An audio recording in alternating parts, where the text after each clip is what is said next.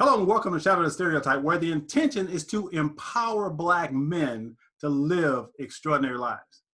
You see, there's never been a shortage of Black male role models. There's only been a lack of exposure of those role models.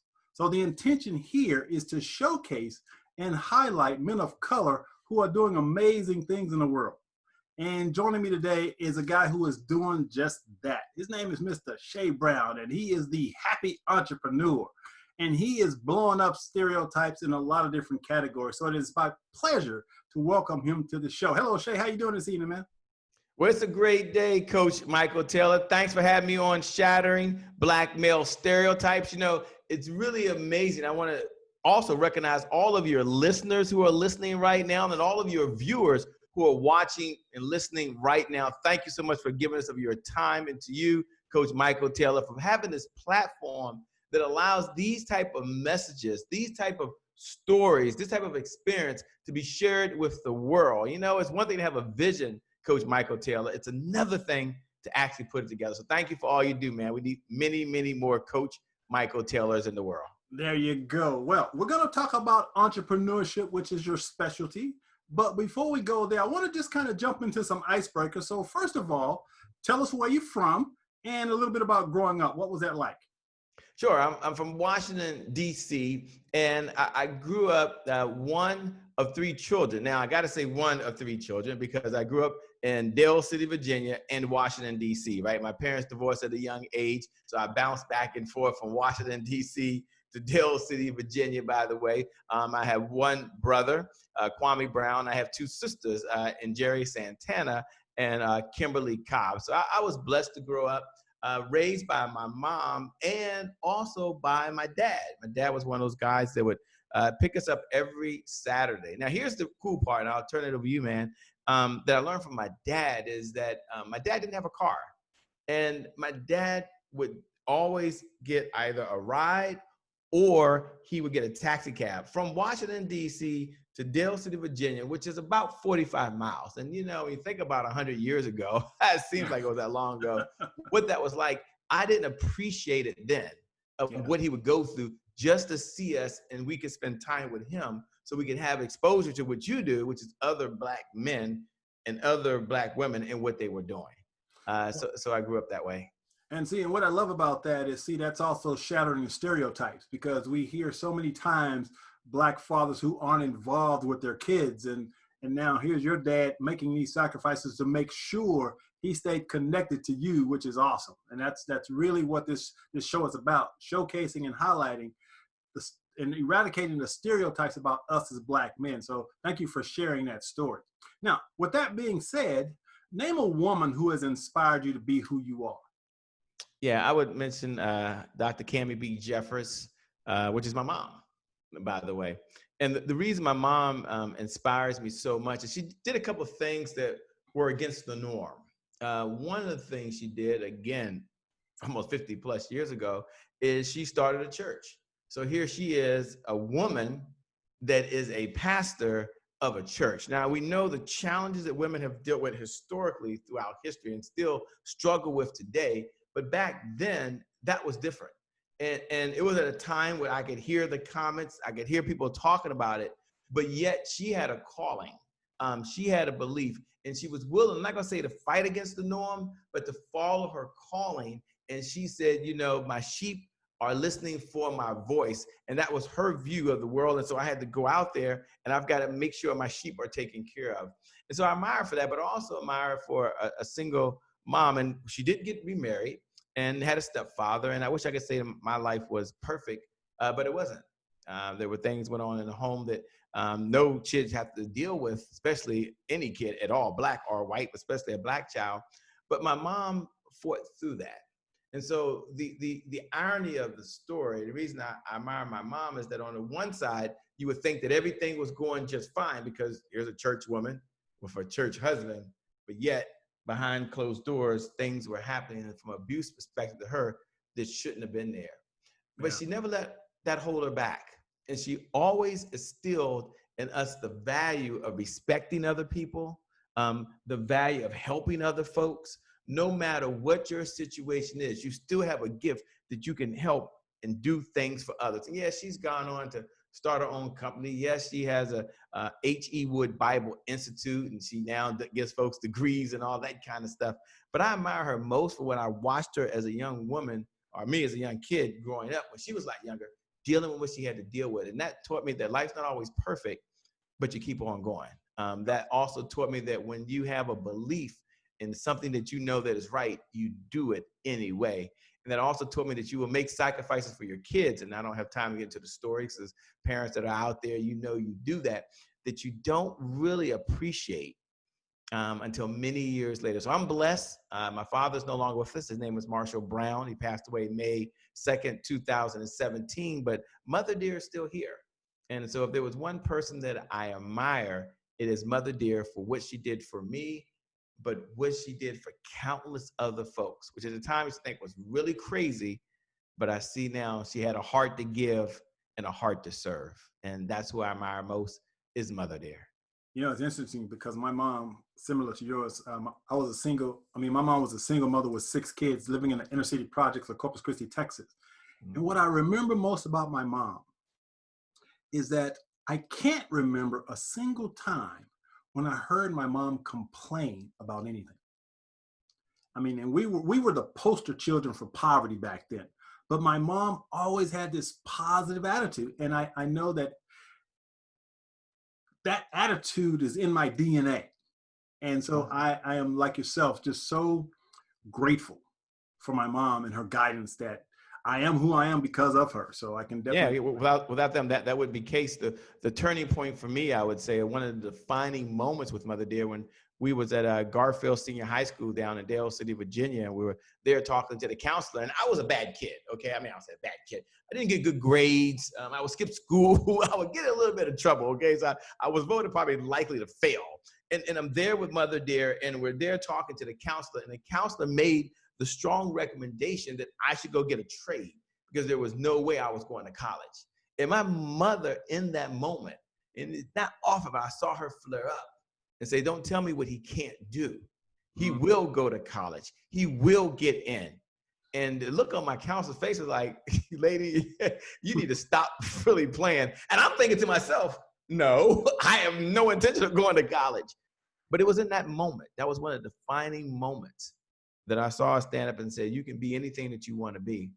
And yeah, I was blessed to have an opportunity to start off at UDC, the University of the District of Columbia, coming out of Garfield Senior High School. And it's a good starting place here in Washington, D.C. And then I was blessed to go on from there because of her guidance, because of her encouragement, the Morgan State University, an HBCU, which I'm really proud that I graduated from there. And then also from there to Johns Hopkins University to get my master's degree. So none of that would have happened. It's not about how many letters I had behind my name. That's not the point.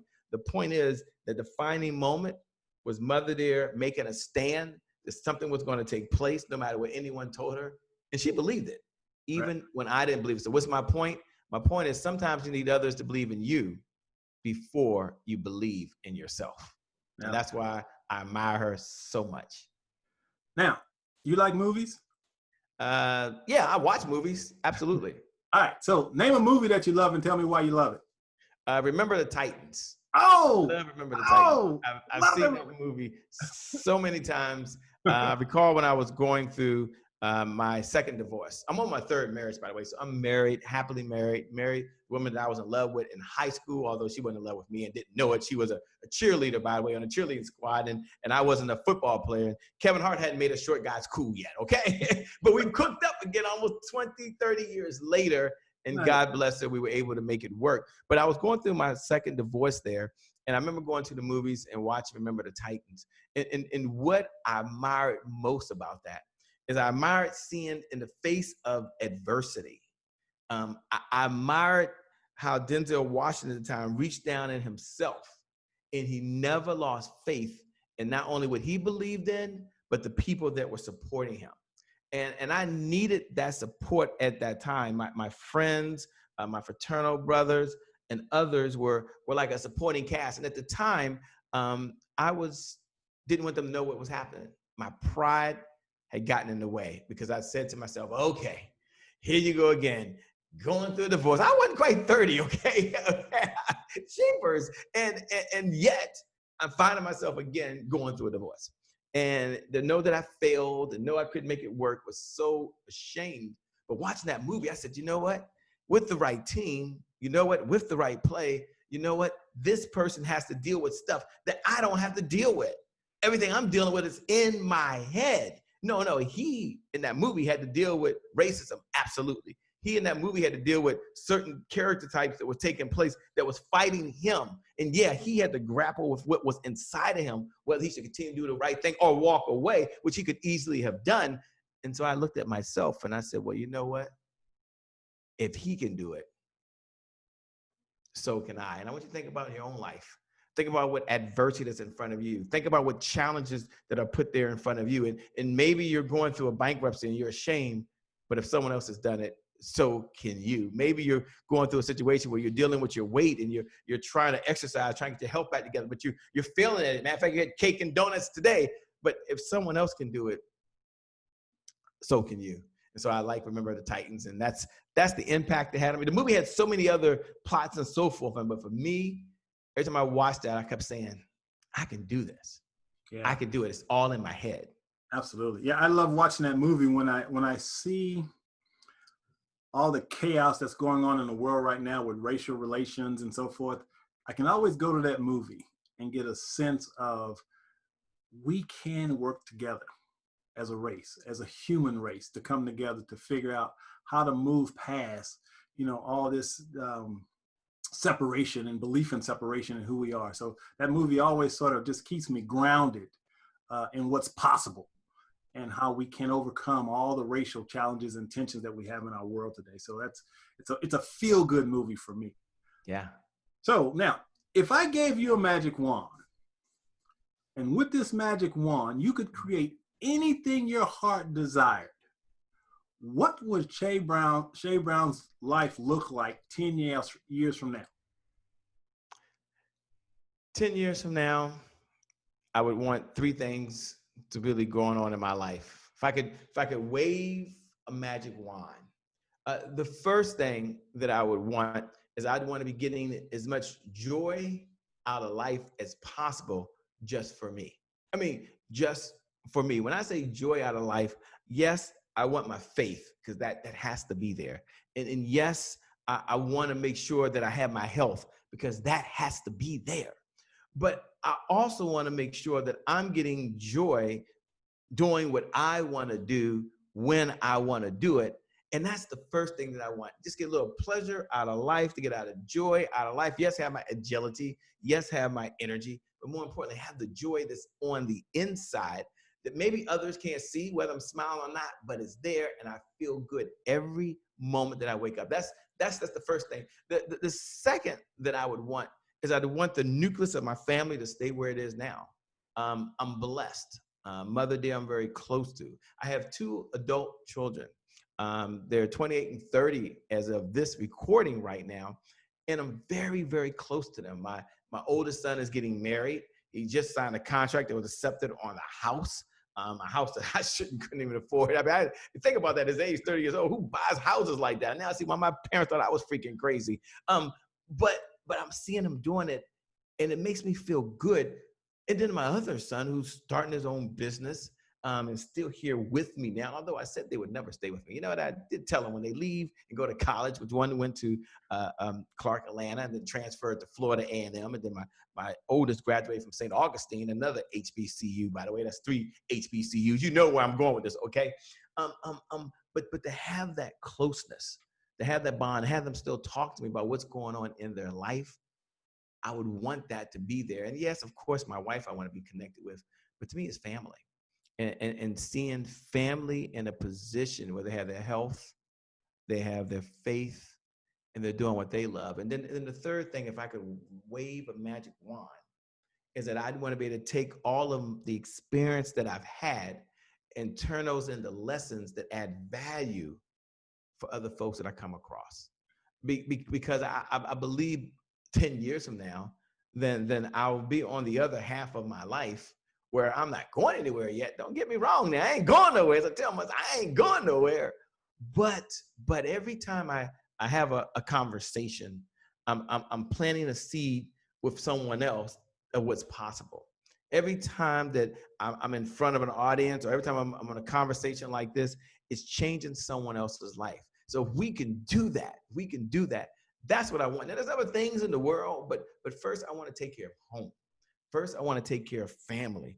And then I want to help other folks. One of the things I admire about President Barack Obama, I believe one of the greatest presidents, not of my generation, but of all times, and of course I'm biased, is that I learned this from him. I watched a clip, and he's done so many things, by the way. And he said, sometimes in life, we don't always score a touchdown. Sometimes in life, we just advance the ball, then we get back to the scrimmage line. And then we advance the ball, and we get back to the scrimmage line.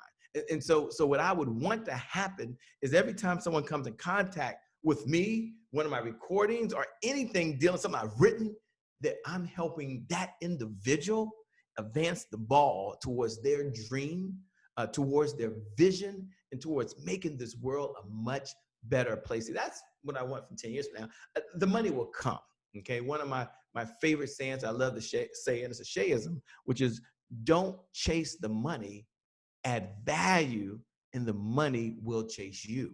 And so I believe if I hold that to be true, and I walk the walk, and I continue to talk the talk, 10 years from now, we will impact more lives. We'll help more families. We'll change our community. There'll be a different message. And I would have played a little piece along the way that I'll leave for the next person, such as my father left for me. Nice. Nice. Very nice. So with that being said, I now want Shay, the happy entrepreneur, to introduce himself professionally and tell the audience what you do. Okay. I'm still trying to figure out who I am. So I don't know how to introduce myself professionally, right? Because I'm always changing. I'm not sure you can put me in a box. Can you say he's a dad? I don't know. Can you say he's a son? I don't know. Can you say he's want to be a great husband? I don't know. But as an entrepreneur, I'm someone that's probably just like you. And I may not be, which means that I didn't sign up one day and say I wanted to be an entrepreneur. It wasn't in my DNA, okay? I was working for only 2 companies my whole career. I worked for Citibank, as I mentioned, after undergraduate. And then I worked for Verizon, which was at MCI at the time, after graduate school at Johns Hopkins University. And then back on May 31st, 2004, Verizon gave me the pink slip. Or they laid me off. And perhaps you all know someone who's been laid off. That's a very devastating thing to take place. So I decided to go down to Kinko's because my other friends, they had their own company. So I decided I was gonna go down to Kinko's, get some business cards made up. The next day I hung my shingle out the door and it just said Coach Shay. And I said I was gonna get started. And maybe some of you, that's how you are right now. You said, I'm gonna get started. If I've got a business, why can't I have another revenue stream? And I had some severance. Severance does help after almost 9 years. And then after about 90 days in business, I was tired, I was frustrated, and in short, I was out of money. And hence, I learned the golden rule in business. At least I believe it's the golden rule of business. Go ahead and jot this down in your notes. You want to write this down right now. The golden rule in business is to never run out of money, right? That's the golden rule in business. And the only way not to run out of money is to make more sales in your business. That's the only way, because when you make more sales, you make more, that's right, money. And while money is not everything, you would agree with me. You have to agree with me on this one. Cash flow solves a whole lot of problems, at least in my world, okay? In my life, cash flow solves a lot of problems. And so I said, I've got to do something. I wish I could say things turn around, but they didn't. That's when I went through a divorce for the second time. Imagine losing the love of your life 2 times.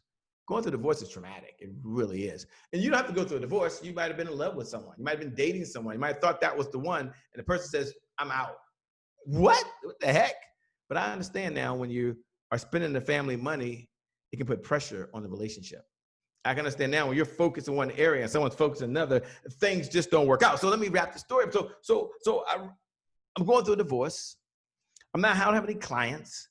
My 2 sons, you know what they decide to do, Coach Michael Taylor? They decide they're gonna move in with dad. That's not how the story is supposed to happen, right? They go off with moms, you pay your child support, you see your kids, life is good. No, not me. They decide to live with dad. Okay. So here I am now. Entrepreneur that's failing. Burning through my 401k. You don't do that. Please don't do that. Please, please, please. But I believe, if you ever believe this stuff, you kept saying, it's going to work. It's going to work. I'm going to bet on myself. And my account was betting all the way down on itself. It really was.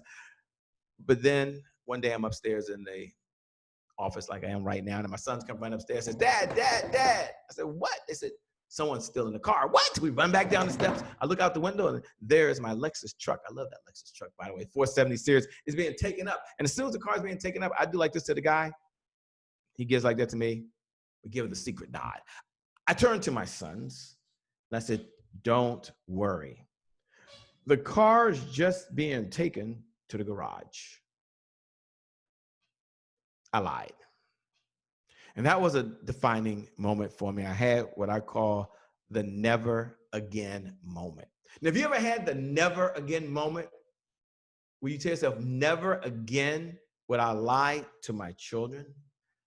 Never again would I find myself in a situation where I come home, hit the cable box and it says, call the cable company. You might not know about that. Never again would I hit the light switch in there. There are no lights. Never again will one customer make a difference whether I pay my mortgage or not. What was your never again moment? That moment where you said, no, I'm not going to borrow any money again, knowing I can't pay it back. Never again would it make me feel like this. Never again, never again. What was your never again moment? You know, in that moment, I felt like a failure as a husband, failure as a father. I went through bankruptcy. And you know what I learned through all of that? I learned 3 words, and I want you to jot these 3 words down because when you have a never again moment, you start asking, what can you do? And here's what I learned. I learned that selling is power. Put that down in your notes. This brings me to my profession. Selling is power. Shay, if selling is power, selling is power. If selling is what? Jot that down in your notes. Power, then what is selling the power to do? I said, if I can serve more people, I can make more money, and then I have the power. I have the power to pay my mortgage. I have the power to leave a 9 to 5. I have the power, if I can sell, I have the power to make sure that I can pay my credit card debt. And so I had to start resisting the one thing that I hated. I hated selling. Let me tell you again, you're not alone. I hated selling, but I needed it. Isn't that the craziest thing in the world? I hated selling, but I needed it. And so what's my point of telling you that story? Write down selling is power. And for you, what is selling the power to do?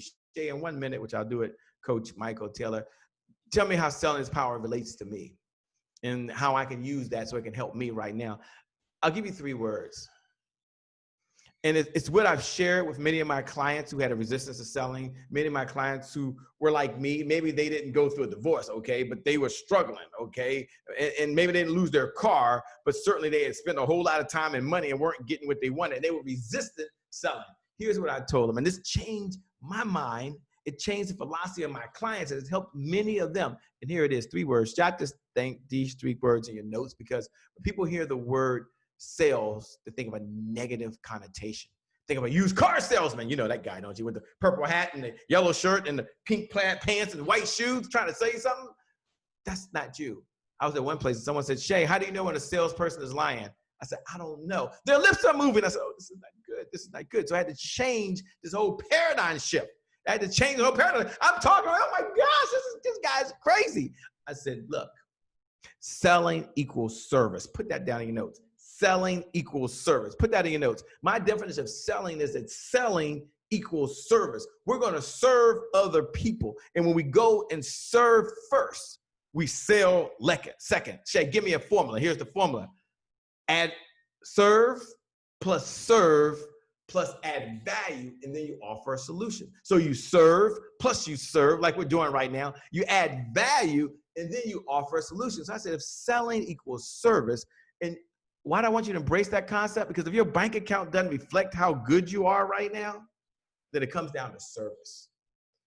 People will pay you today. Last golden nugget. I'm trying to come to you, Coach Michael Taylor. I'm on a rant.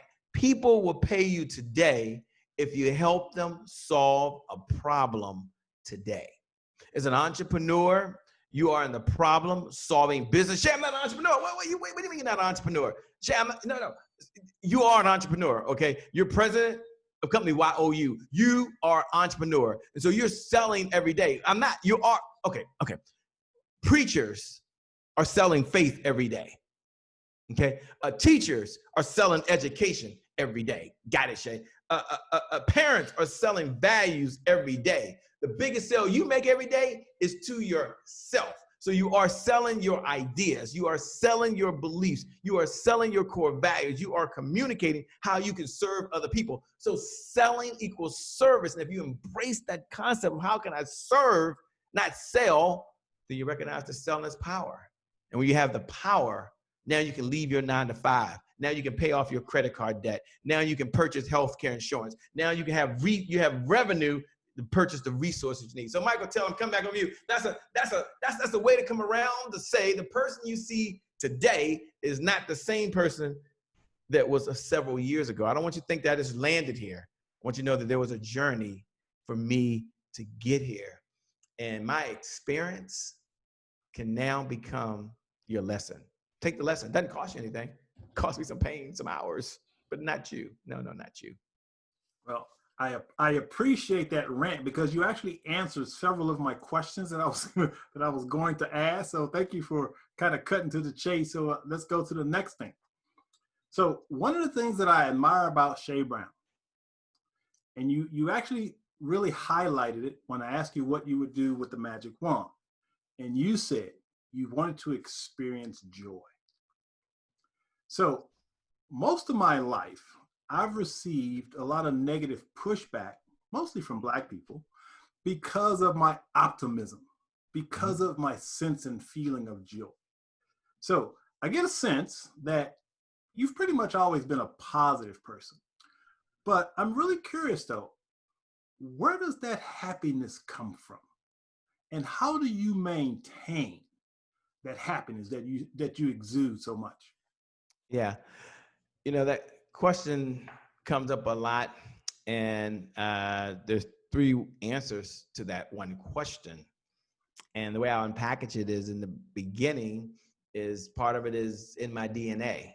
If you look at Mother Dear, and you look at my dad, and 2 odd individuals who you would never put them together to be married. That's why they probably only lasted 5 years. But they had me and my brother, by the way, because my dad was a revolutionist. A Black Panther, hence my name Che Brown, after Che Guevara. Okay, and who was Che Guevara? Was a gentleman who was with Fidel Castro. So my father is a product of the '60s, all the way revolutionist. And Mother Dear is this Christian saint all the way on the other side who had a government job, who stayed at a government job for 37 years, retired at 55, same building, same place, and now she's enjoying life. 2 different paths. So both of them hold that willpower inside of them that gets passed on to me. That's number one. The second one is just my faith. Although I didn't want to go to Sunday school every freaking week, didn't want to go to Wednesday night service, hated going to Friday nights because I missed a lot of games the guys were hanging out with. It's in that faith that I was able to learn that it wasn't about me, that joy comes from the inside, not on the outside. And so it's inside of there, the DNA. So I didn't create that, by the way. You can create it, but it wasn't something that was embedded in me and taught to me. And then the last one was doing what you're doing with the show right now. It was hours and hours and hours and countless hours of reading books that I was exposed to, first by the greatest book ever, the Bible, but then seeing those principles taught in this area called personal and professional development. And I remember when I graduated from Morgan State University, I was at Morgan State University, and my first wife and I had our first child, and she got pregnant before we got married. Okay, don't judge me. Please don't judge me, okay?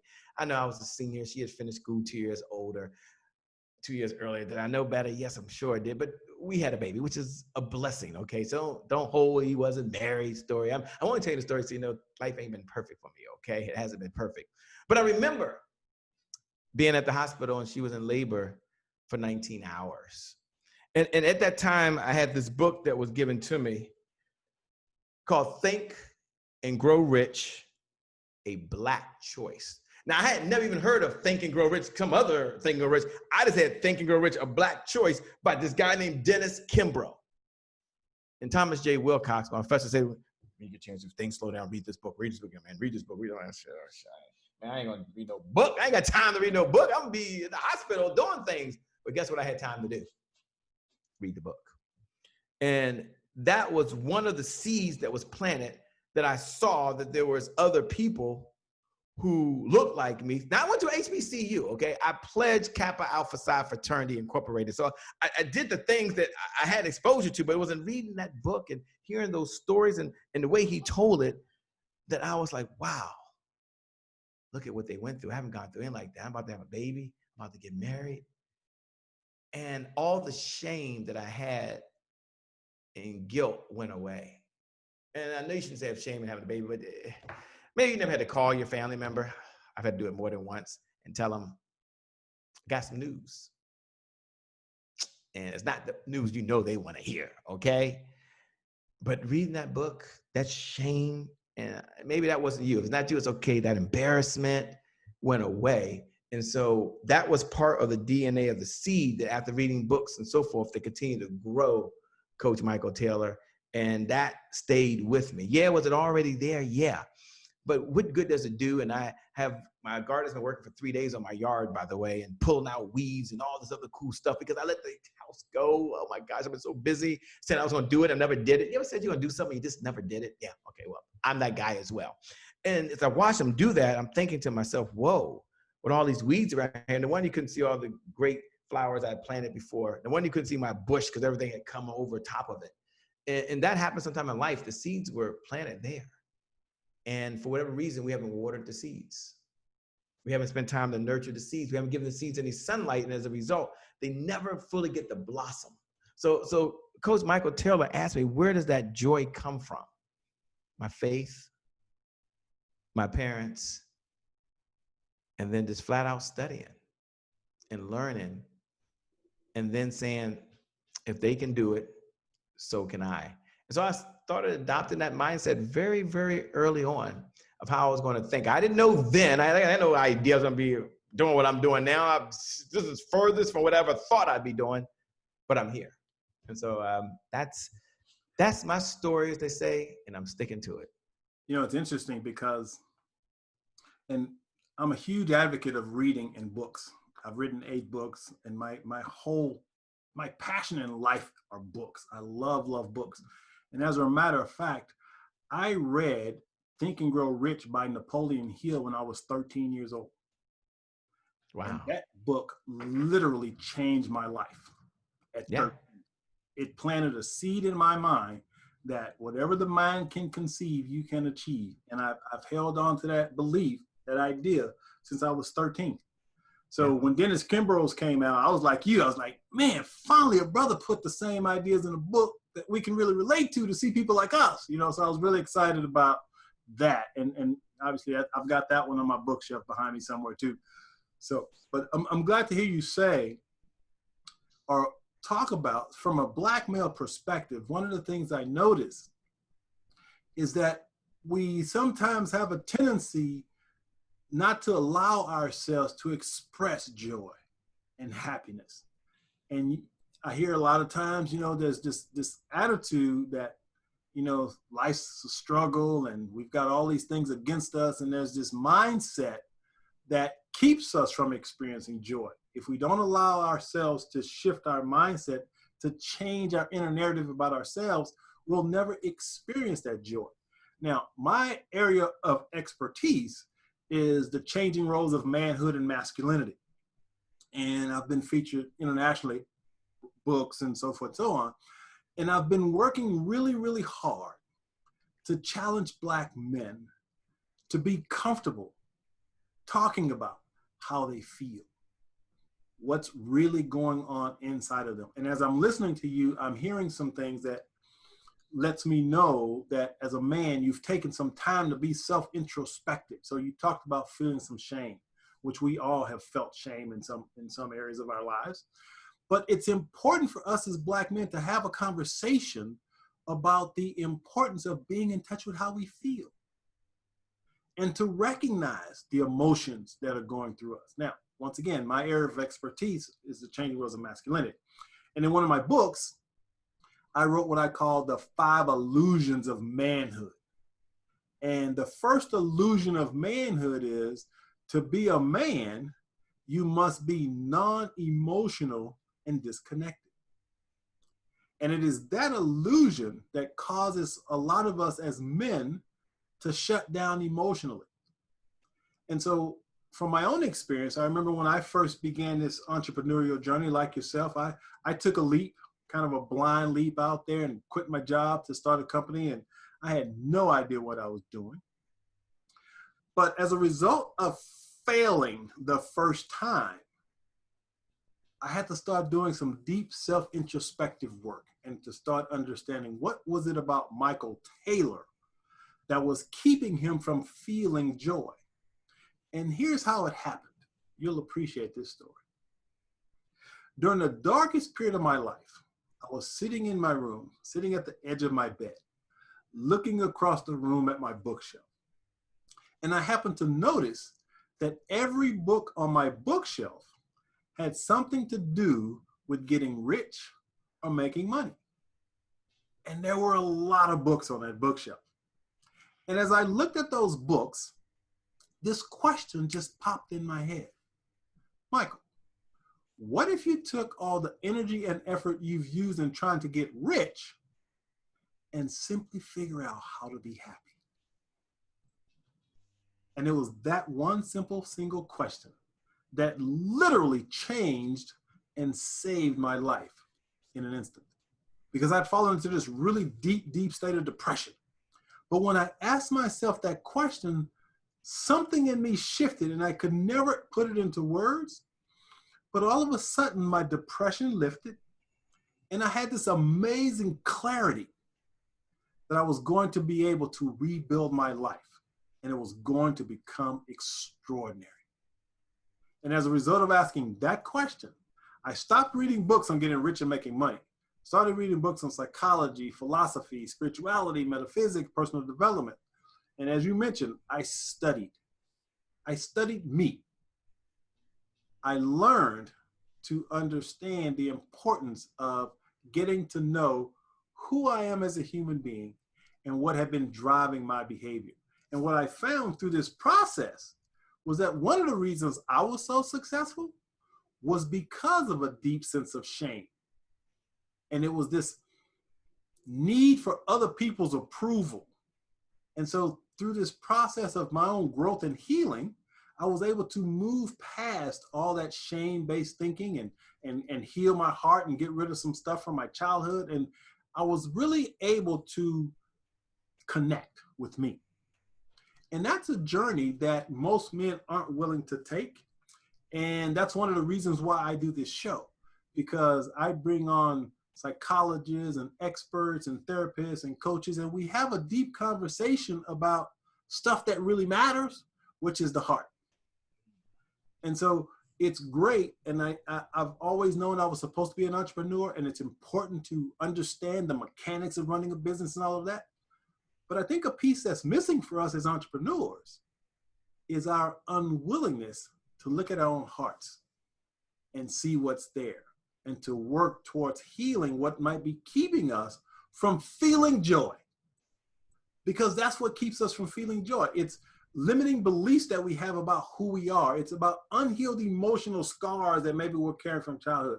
So we got to be willing to do that inner work.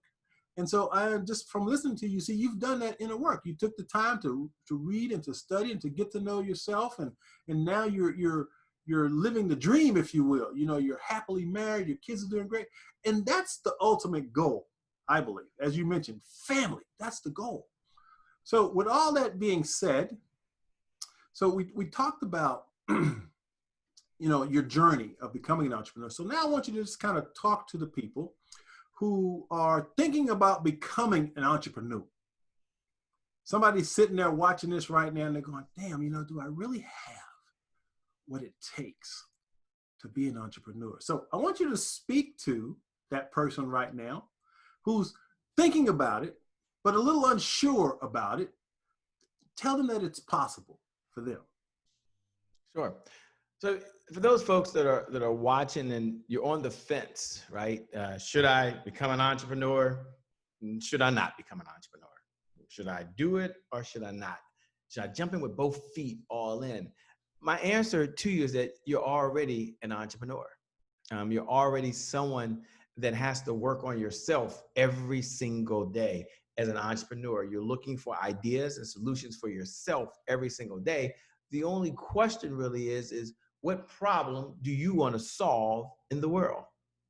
And if you take out the word entrepreneur and you just say, look, I want to have more meaning in the world, the money will come. So how do you have more meaning in the world? Is it through what you already know? Or is it through learning an entirely different skill that you don't know? Let me share what I mean by that, because people always say, should I be an entrepreneur or should I not? It's a decision you have to make. But let's say right now you want to be an entrepreneur, you're not quite sure.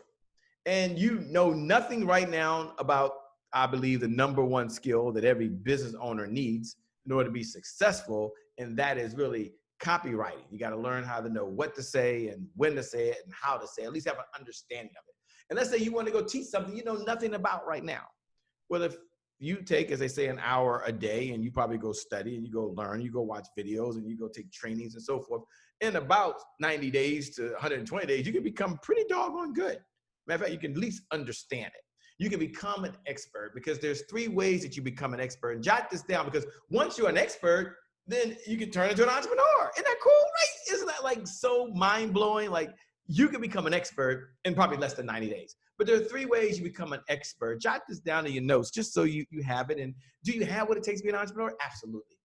I haven't met one entrepreneur yet that hasn't had some challenges in life to get them where they want to go to. Someone said, if you know you're on the road to success, they said, when you know it's all uphill, right? So there's going to be some challenges. Just get over that.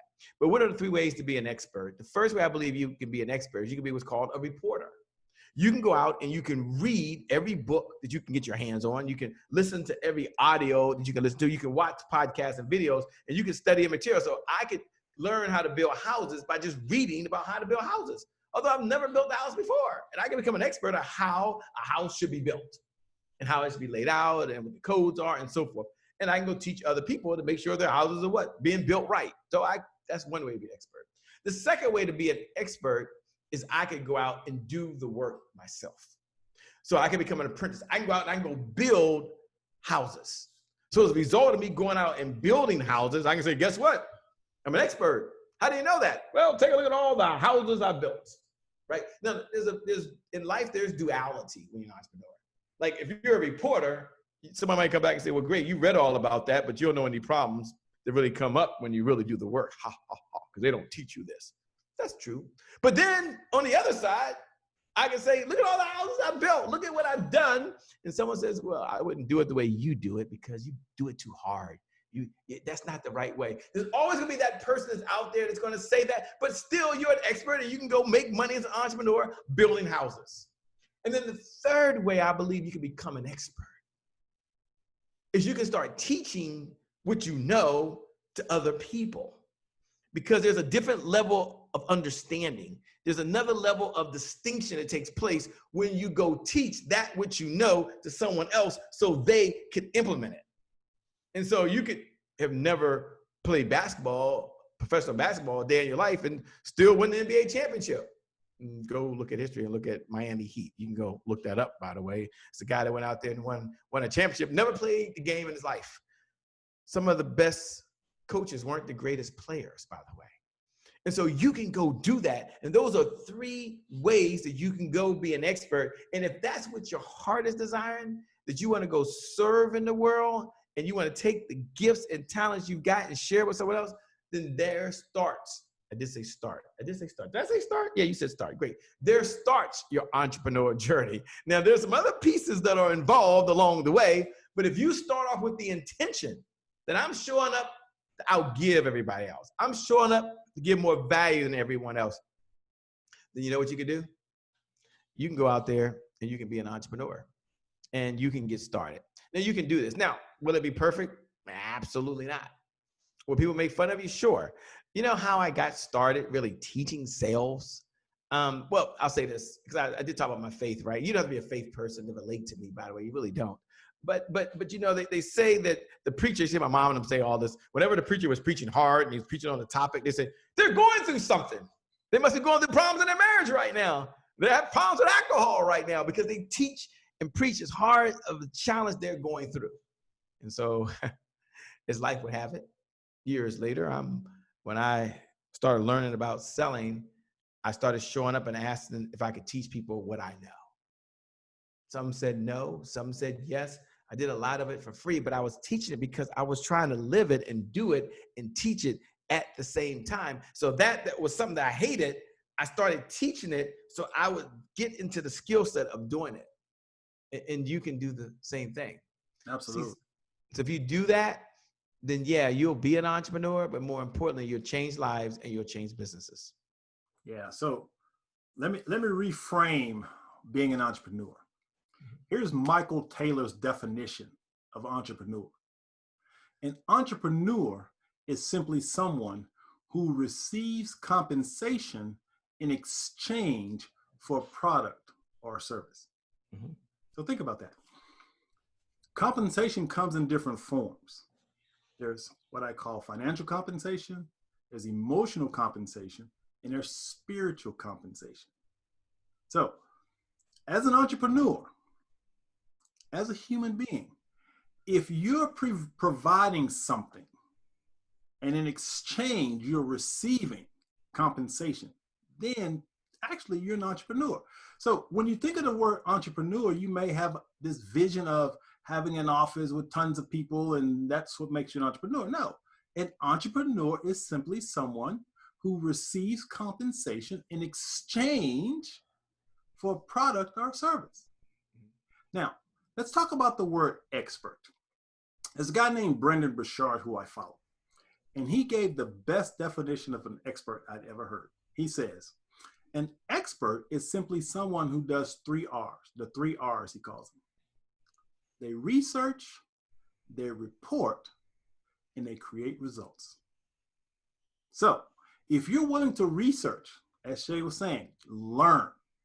If you're willing to research and learn something, and then report what you learn, as he was just saying, maybe through teaching, you're reporting what you learn. And if you take what you're reporting and teaching other people and they create a result, therefore you are an expert. So an expert, you don't have to have a PhD at the end of your name. You simply have to be willing to learn, as Shay said, which is research. You want to report, you want to share what you learn and teach others what you've learned and create results in their lives. Therefore, you are an expert. So if you are receiving compensation for something that you love to do, you're already an expert. But guess what? If you're doing something that you love, that means you've already researched it and learned how to do it. And now you're sharing it with others. And then you're going to be compensated for that. So one of the mistakes I think a lot of entrepreneurs make, and Shay, I want you to talk on this a little bit. One of the problems I think as an entrepreneur is that most of us focus primarily on financial compensation. We want to get paid. Now, is there anything wrong with making money? Of course not. That's the reason you started a business in the first place. To be a company, you have to be profitable. Otherwise, you lose the company. So nothing wrong with making money. But here's the piece that most entrepreneurs leave out. The emotional compensation. For example, here's what I mean. If you do what you love, you'll never work a day in your life. You've heard people say that, right? For me, as a writer, I love writing books. And when someone reads one of my books and they send me an email or they go to one of my book signings and they tell me how my words, my books have impacted their lives, that's emotional compensation that far exceeds the financial compensation that I get. I love the feeling that I get when I know I've been in service to someone with my work. And they are reflecting back to me how much they got out of it. And it just feels so awesome to know that I've been in service in that way. That's emotional compensation. Now, for me, spiritual compensation is actually my first priority. And so what is spiritual compensation? Well, for me, I believe that there is a divine intelligence that created this universe. And this intelligence knows exactly what it's doing. And I actually have access to this divine intelligence. So therefore, I believe I have a unique purpose. I'm on this planet with a unique purpose. Now, how do I find my purpose so that I receive this spiritual compensation? Well, for me, finding your purpose is a matter of finding what you love to do and are good at. This is important. Find something that you love to do and are good at, and figure out how to apply that to someone's life so that it improves the quality of their lives in some way. So you find a need. You take your unique gifts and talents to fill that need. Then you are on purpose. And that to me is spiritual compensation. So like yourself, Shay, you said you're a spiritual guy. You're a faith guy. Everything I do is based on my belief of my connection to that which is greater than myself. So for me, has nothing to do with religion, has nothing to do with a label. You can call it God, you can call it Yahweh, you can call it Jehovah, you can call it whatever you want to call it, but I believe you have access to this higher power, this source, whatever you want to call it. And when you tap into that, it will express through you. It will give you divine ideas, inspiration, motivation, faith, hope. It's what has carried me through, as you mentioned, Shay, divorce, bankruptcy, foreclosure, depression. I was actually homeless for 2 years living out of a car. So I believe everything happens for a reason. And as I look back and reflect over my life and I think about the most difficult times in my life, if I had to go over and do my life again, I wouldn't change a thing. Because those experiences shaped me into the man that I am today. And if I removed any of them, I would not be who I am today. So if you're thinking about becoming an entrepreneur, know that if you can even consider the idea, can I be an entrepreneur? You're already an entrepreneur. Deepak Chopra is a good mentor of mine, and he said something that I think is very profound. And he said this: inherent in every intention and desire are the mechanics for its fulfillment. In other words, you can't even have an idea without the ability to manifest that idea. So I believe, once again, this higher power, this source, this divine intelligence, it gives us the ideas. And then we have to latch on to them, have faith in them, work extremely hard to manifest them. Then we are on purpose. So with that being said, Shay, time flies when you're having fun. We're starting to wind down here real quickly. But I want to first of all give you a chance. If I see you kind of nod your head there, if there's some input you want to put on what I just said, and then we're going to kind of wind things down. No, I mean, you nailed it. At the end of the day, it's all about how we can serve others and how we can make a difference. I'll share something from my dad that he used to share with me, and he used to say, Jay, the best intentions don't equal the best results. And so you can have the best intentions right now to being an entrepreneur, but the only way to get the results is to put the time in. I've run 5 marathons. I enjoy running, and nothing happens till I go out and run. A marathon is 26.2 miles. That's not the point. The point is I don't wake up one day and say, let me run 26.2 miles. You do a little bit today and a little bit tomorrow, and you do a little bit tomorrow, and you start making progress. So I would tell you right now, take the first step, that you don't have to get it right. You just gotta get going.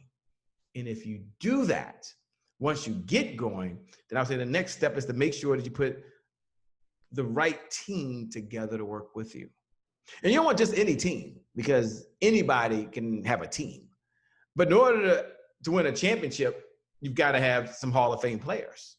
In order to win 2 championships, you got to have some Hall of Fame players. You even think about winning 3 championships, you got to have some, you got it, Hall of Fame players. And so one of the things I believe is that if we can bring the right people, Jim Collins would say the right people on the right bus, but we bring in the right team members and the Hall of Fame players, and our life will be much easier. So my point is, you don't have to go alone. close with this, and I'll turn it back over to you. From everything I just heard you say, my one sentence line to you, and it might be one of the top ideas I share, and I probably dropped, I don't know how many golden nuggets during this conversation, but here it is. Success is a team sport. You can only get so far by yourself.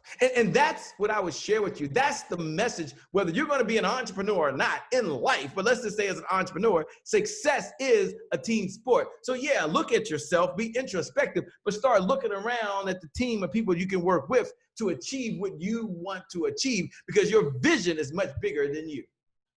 And you can't achieve that vision by yourself, because if you can, then the vision is way too small. So it's time to raise your standard. It's time to step up. And it's time to go to another level. Success is a team sport. You can only get so far by yourself. There you go. There you go. Now, we're about to run out of time, but do you have a couple of minutes, or are you pressed? Yes, sure. Okay. Okay. So I want to close with just a couple of comments. Well, not comments, but just some reflections, because one of the things that's, I think, missing as men of color, where we have these conversations, not just about success, but about what's really going on in our lives. And sometimes it's difficult to talk about some of the things. And you know, you said success is not a team sport. And I believe everyone should have a support system in which they can talk about and share maybe something that's heavy on their heart, or just what's going on. So Shay, I just want to say this, or ask you this. So there's a lot of racial tension going on out there right now. Yeah, always has been. It's more now than as people Black see. Men, obviously there's a lot of stress. So my first question is, bro, how you doing emotionally with all the stuff that's happening to the brothers out there? So just kind of tell me a little bit about what's happening with you as you see all this stuff going on with the George Floyd situation. To see it all going on, for me, I'm glad that it's happening. At least for my generation, it's nothing new. It's been under the cover. As Black men, we've had to deal with this since day one. As stereotypic Black men, we've had to deal with it since day one. And so, no, I don't want George Floyd to have his life ended early because of some racist cop that decides that he's going to make a judgment and do something because he had the power to do it and take another person's life. No, that's not the point. But the point is, because of that situation, we now have the energy. We now have a surge, a renewed sense that the fight's not over. That we will continue the struggle, that we will continue to talk about injustices, that we will continue to talk about racism, that we continue to talk about opportunities. So for me, it feels good to see the tension that we've already had anyway. So there ain't no more tension with us. There's tension with other folks who didn't have to deal with it. So yeah, I'm excited about it. Yeah, I'm excited to know that my sons and future generations will hopefully live in a time that I lived in a better time than my parents, but my future sons and my grandkids and my great-great-grandkids will live in a time much better than what I lived in. And yeah, that's exciting. So we're going to keep the fight. We're not going to slow down. This is the time to put the pedal to the metal. It's the time to put the spotlight on. We're not turning the lights off. No, we'll keep pushing. Yeah, we'll keep marching. Yeah, we'll do our part. Some of us are marching, been down there. Some of us are doing it through the power like you're through these fiber optic lines, but we all do our part and we experience it. So yeah, we've been sick of it. I've been sick of it. Now it's just a matter of coming together and making a difference. So this does not continue to go on in the dark. Yeah. That will spotlight every time it raises the head, we'll spotlight it and say, oh no, not here, not today. Not now, not under my watch. There you go. Well, like yourself, I'm excited. And obviously I'm not excited that George Floyd had to lose his life, but I believe personally that currently America's heart has been cracked open in a different way. And here's what I mean by that. As Black people, we've been saying this over and over and over for the last couple hundred years. But I think for the first time, the collective white psyche has been triggered in a way that it's never been triggered before. And when I see Roger Goodell from the NFL come out and apologize, whether or not he was forced to do that or not is irrelevant. The fact that he even apologized tells me something's shifted.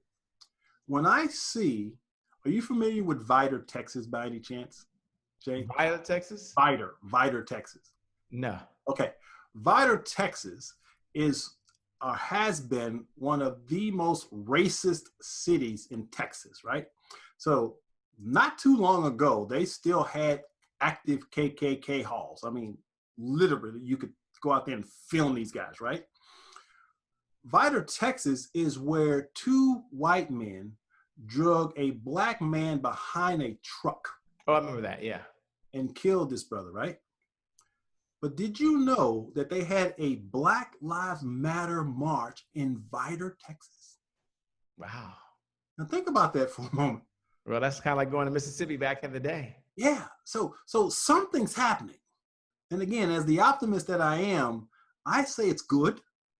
And like yourself, I believe what we have to do now is put the pedal to the metal for us, especially as Black men, to come together, to collaborate, to empower each other, and not buy into all the negative stereotypes that are out there in the media, and which will probably still be there even after all of this. But we have an opportunity now as Black men to take the reins of our own destiny. Nothing or no one can keep us from succeeding except ourselves. And so from my perspective, my vision is to create a platform in which Black men can come and have the support and the kick in the butt they might need to make their dreams come true. That's what this show is about. Giving Black men an opportunity to see that it's possible. But guess what? Will there be challenges? Absolutely. But like Chase said, like myself said, we've been through some pretty difficult adversities in our lives, but we didn't quit. We didn't give up. And now we're living our version of an extraordinary life, doing what we love to do. Both of us are doing what we love to do. And the guy's definitely my kindred spirit, man, because I was so attracted to him because my friends tease me all the time. You know what my nickname, you know what my friends call me? Michael Happy Ass Taylor. He's like, Michael, you and your happy ass. Well, I feel joy most of the time. And it is a result of a lot of work, emotionally, psychologically, spiritually. It's a result of my connection to that which is greater than myself. But what I know is everyone has access to the same joy. Yeah. It's inside of you.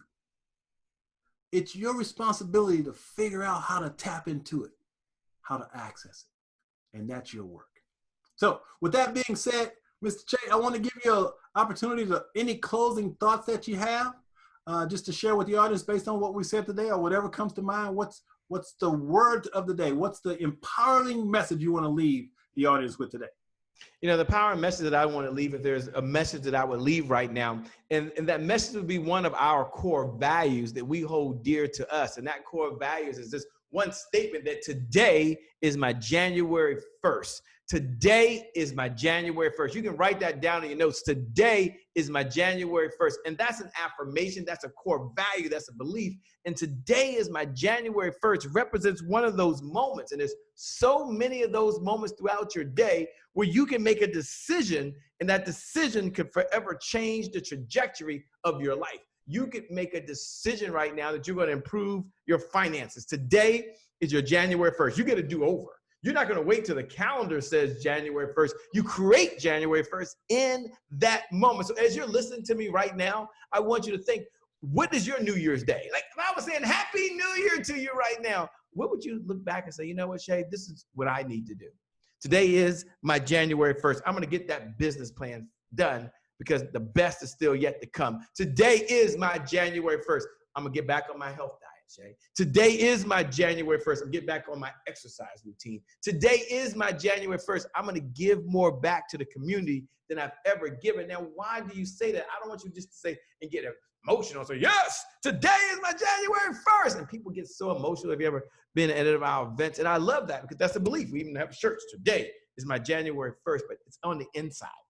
And after you make that statement, after you make that declaration, after you make that affirmation, there are 3 things that I want you to do, because I don't want you to get motivated. I don't want you to be inspired. I don't want you to be intellectually stimulated, which you are going to be through a conversation like we had right now. But I want you to say, if today is my January 1st, what are 3 things I can do, Shay, to make it a reality?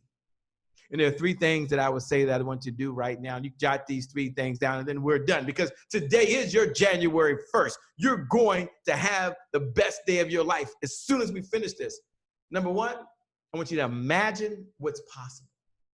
So step back right now, and I want you to imagine that it's 90 days from now. And anybody can do anything in 90 days, by the way. We can sprint for 90 days. What have you accomplished?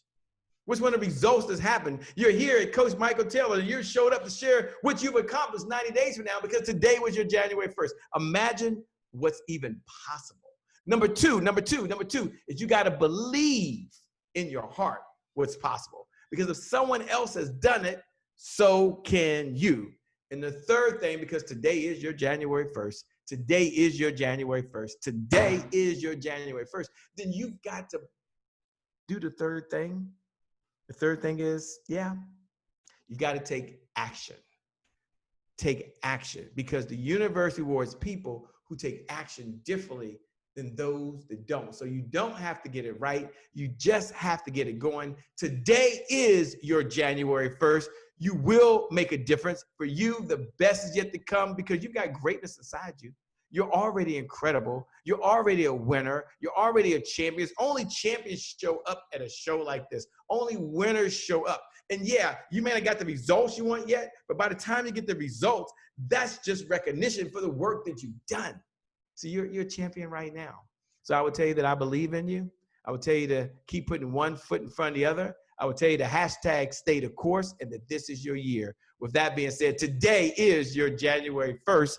My name is Shay Brown, the happy entrepreneur. Make it a great day, and I promise you we'll make some good things happen when we connect again next time. Remember, by the way, time is long.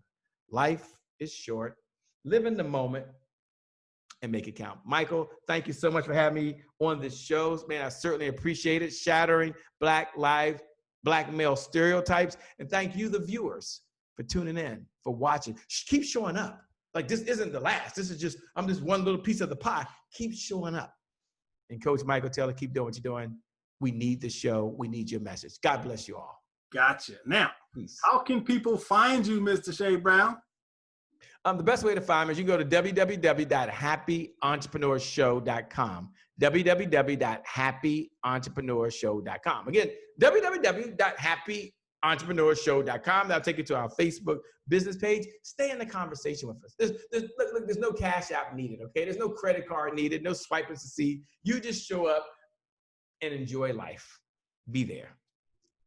So, Shay, I just want to say thank you, my brother, for shining your light on the world. Thank you. We need more lights like you. And I'm so glad to see another brother that's got this passionate energy, this joyfulness, this commitment to service, to being in service to others, to expressing all that he is. So you've inspired me, man. I'm really excited about the possibilities that are out there for all of us. And I'm so glad that we've connected. And I know this won't be the last time we'll collaborate on something. It's just been an honor and a pleasure having you on the show. So thank you, my brother, for showing up. Thank you so much, man. God bless. So this has been another episode of Shatter the Stereotypes, and I'm going to leave you with a simple thought. Be optimistic. Yes, there's a lot of stuff going on out there, but everything is happening in here. You have complete control over everything that's going on in here. So change your mind, change your life. All right, we'll see you next episode. Take care. See you later.